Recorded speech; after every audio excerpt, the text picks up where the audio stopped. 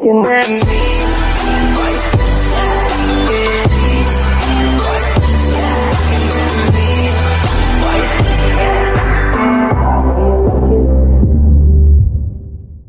Et yo les potes, on se retrouve pour une toute nouvelle vidéo. Alors comme vous l'avez vu dans le titre tout simplement, c'est opening de mon nouvel écran. Tout simplement le TUF Gaming VG3A Series. On va s'ouvrir ça tout simplement en vidéo. Je sens que ça va être sympa. Franchement il me manquait un écran comme vous l'avez vu dans une de mes dernières vidéos, le vlog de septembre normalement. Et ben il me manquait un écran.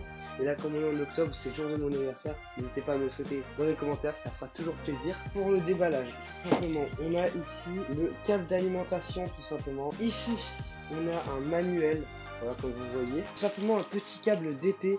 J'ai rarement eu des câbles DisplayPort.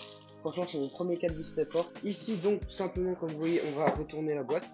Est-ce que je vais y arriver? Tac. Faut pas l'abîmer pour la garantie au cas où.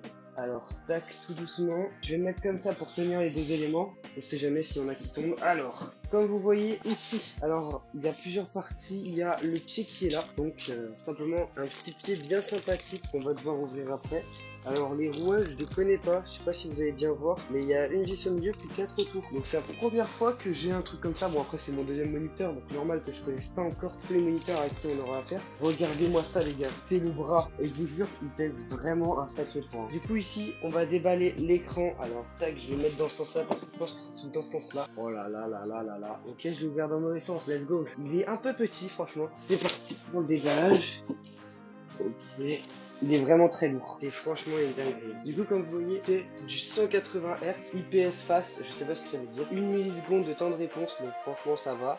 ELMB, je sais pas trop ce que ça veut dire. 90% sRGB, il y a l'URGB que je connais, mais sRGB je connais pas. 4 Always Energic Standards, je sais pas trop. Nvidia G-Sync, je sais pas trop à quoi ça correspond, mais ça doit être un truc par rapport à la carte graphique ou alors à matériel Nvidia. Pareil pour AMD, le FreeSync Premium, je sais pas trop à quoi ça correspond, mais en tout cas il est présent sur cet ordinateur. La face arrière est franchement assez sympathique, je vais pas vous mentir, je la kiffe franchement. Ici comme vous voyez on a tous les ports qui sont là, donc on a deux HDMI et un DisplayPort. Franchement c'est cool qu'ils nous aient mis un DisplayPort sachant qu'il y a plus d'HDMI. La prise qui se met ici, des adaptateurs pour mettre des pieds directement ici je pense. On a 1, 2, 3, 4 boutons et un bouton directionnel comme sur mon autre écran. Alors ce que je vais faire c'est que celui-là je vais le mettre directement ici et tout ça je vais le poser par là. Et puis on va regarder les livres pour savoir comment ça se monte. Donc à tout de suite. Donc les gars, j'ai lu les autres. On doit déballer ça. Il faut rentrer tout simplement avec les puces qui sont là en dessous. Ça se trouve il y en a, ils vont regarder la vidéo en tant que tuto. Franchement, c'est incroyable la flexibilité. Ça se clip super bien en vrai. Hop là, tac. Et ça reste à l'intérieur parce que justement il y a ces deux encluses là. Tac, c'est mis. Maintenant il faut qu'on prenne le petit sachet de vis qui est ici tout simplement. On l'ouvre. Tac, c'est que des cruciformes hein, donc c'est simple à visser. Du coup là, tac, on prend une vis. Faut trouver un bon cruciforme. Donc tac. On met la première à l'intérieur, admettons. Du coup, tac, on visse. Tac.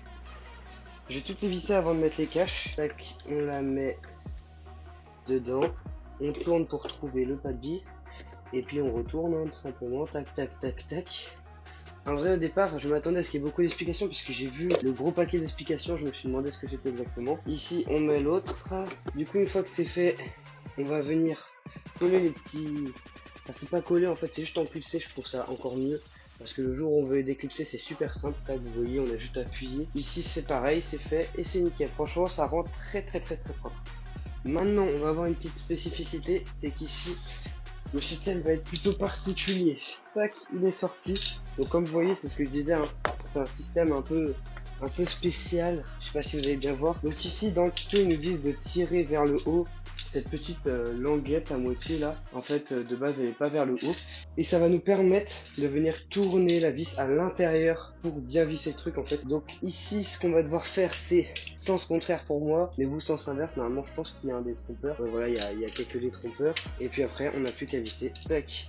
Ah ouais, en fait ça se tourne après, ok d'accord, donc c'est quand même... Tac, une fois que c'est bien serré, voilà, on peut le bouger dans ce sens là. Du coup l'écran il est mis. Maintenant ce qu'on va faire c'est que je vais mettre le DisplayPort et puis on va le mettre sur la table. Alors c'est parti. Là je vais venir la porter tout simplement ici. Tac, ici. Ah ouais franchement les pieds ils sont très fins. Et puis là franchement c'est très propre. En plus ce qui est bien c'est que là du coup on voit pas mon reflet, du coup j'aurais pas besoin de cutter ou de refaire la scène. Ce que je vais faire, c'est que maintenant on va brancher le DisplayPort. Donc là il a été branché de l'autre côté. Du coup l'attaque on le branche aussi ici. Et normalement il faut le sélectionner en tant qu'écran principal. Donc je vais m'occuper de faire ça. Donc là les gars, je l'ai mis par exemple comme ça. Franchement je trouve ça fait un peu bizarre.